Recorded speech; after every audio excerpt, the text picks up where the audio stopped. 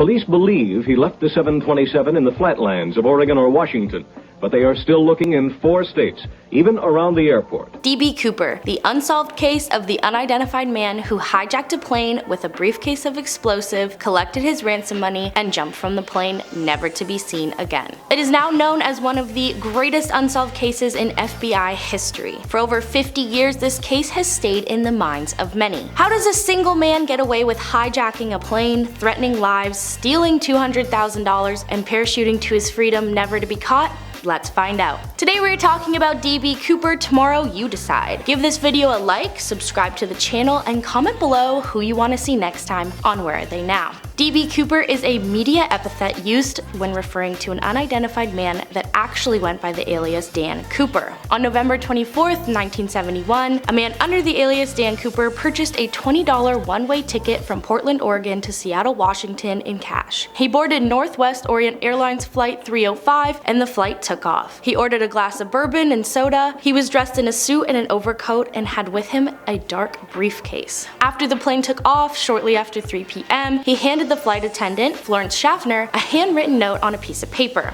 She took the note, didn't read it, thinking he was giving her his number, and slipped it into her pocket. When she didn't read it, Cooper said, quote, "Miss, you better look at that note, I have a bomb." The note stated that he had a bomb and instructed the flight attendant to sit next to him. He opened the briefcase to reveal red color sticks and wire. He wanted Schaffner to write down all of his demands. He wanted $200,000 cash by 5 p.m., 4 parachutes, and a fuel truck ready to refuel. He also requested that the $200,000 be exclusively in $20 bills. Schaffner brought the information to the pilots in the cockpit. The captain of the flight, William Scott, contacted air traffic control, who then informed local and federal authorities. They told passengers of the plane that their landing would be delayed due to a minor mechanical difficulty. The president of Northwest Orient authorized the ransom payment and instructed all of his employees to fully cooperate. The plane circled for approximately 2 hours to allow Seattle police and the FBI enough time to assemble the parachutes, collect the money, and to alert emergency personnel. Another flight attendant on the plane, Tina Mccoy, described Cooper as calm, polite, well-spoken. They remembered he wasn't nervous and seemed actually rather nice and calm. He even requested meals for the flight crew during the stop in Seattle. Mccoy asked Cooper if he had a grudge with the airline, and he replied with, "I don't have a grudge with your airline, miss, I just have a grudge." Agents from the FBI collected the money from several banks in the area, 10,000 unmarked $20 bills. They collected the parachutes from a local skydiving school. When the plane landed in Seattle, Cooper traded the 35 passengers from the plane for the money and the parachutes. He kept some of the staff members on the plane and instructed the pilot to fly to Mexico City and to keep the plane below 10,000 feet. After 8 p.m., when the plane was somewhere between Seattle and Reno, Nevada, Cooper jumped out of the rear door.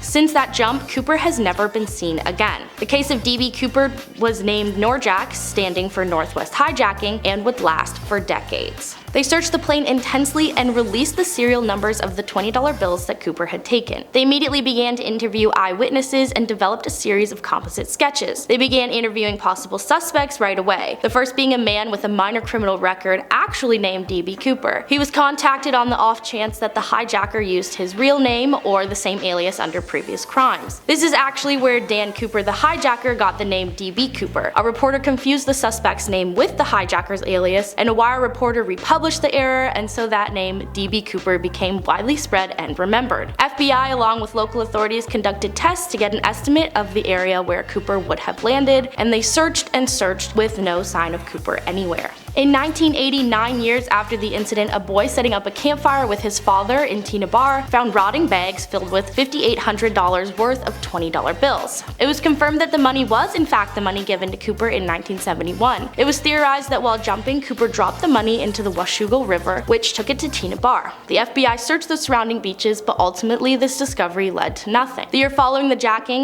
in 1972, a number of letters were sent to various news outlets, including the New York Times, the Washington Post, the LA Times, and the Seattle Times. Each letter contained either a confession to the crime, a eulogy for D.B. Cooper, or claiming to be his brother. In November of that year, they took 2 men, Donald Murphy and John Lewis, into federal custody on extortion for impersonating Cooper and selling his story to a tabloid. They tracked leads all over the country, and between 1971 and 2016, the FBI processed more than 1,000 serious suspects, including various publicity seekers and deathbed confessors. Since there were so many suspects in copycat hijackings after Cooper's success, I won't go into them all, but I will touch on a couple. Richard McCoy was the favorite suspect of former FBI agent Russell Calamay and former probation officer Bernie Rhodes. The pair even went on to write a book about the case in 1991 called D.B. Cooper, The Real McCoy. In April 1972, just 5 months after Cooper's escape, the FBI arrested Richard McCoy for hijacking an airplane. The McCoy heist holds a lot of similarities to that of Cooper. They both hijacked a 272 Boeing aircraft, requested 4 parachutes, and jumped from the rear. They were both calm, passed notes to the flight attendants about a bomb, and both men's notes contained the phrase, "no funny stuff." He was eventually ruled out, however, due to his physical descriptors not matching those of Cooper's. McCoy was caught and sentenced to 45 years in prison.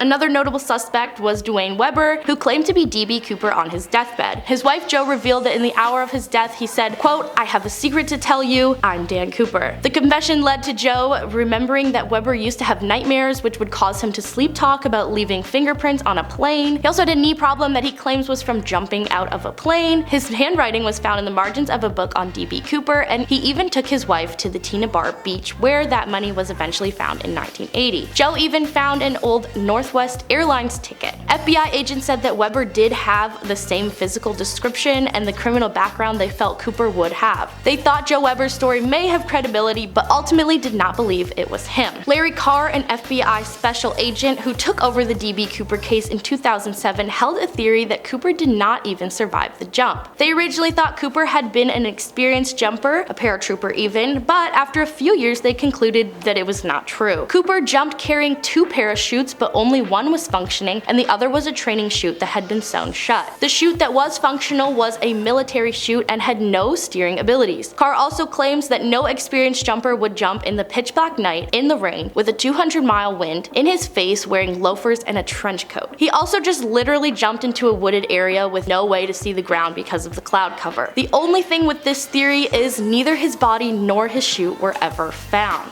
So where are they now? The FBI maintained an active investigation for 45 years after the original hijacking. The case remains the only unsolved case of air piracy in commercial aviation history. The FBI called it one of the longest and most exhaustive investigations in its history. In 2011, the Norjack case file measured to be 40 feet long. As I stated earlier, this case had over 1,000 suspects and countless theories that all led to dead ends. They closed the case finally in 2016, but are still willing to listen to possible leads. Netflix is releasing a documentary on D.B. Cooper, which will dive way further into the 50-year-old case on July 13th. As for today, the case of D.B. Cooper remains and may always remain unsolved. What do you think? Do you have any favorite theories or suspects? Will you be watching the new documentary? Let me know all your thoughts and theories on D.B. Cooper in the comments below. I have been your host, Maddie. Thanks for watching. Make sure to like, subscribe to the channel, and let us know who you want to see next time on Where Are They Now?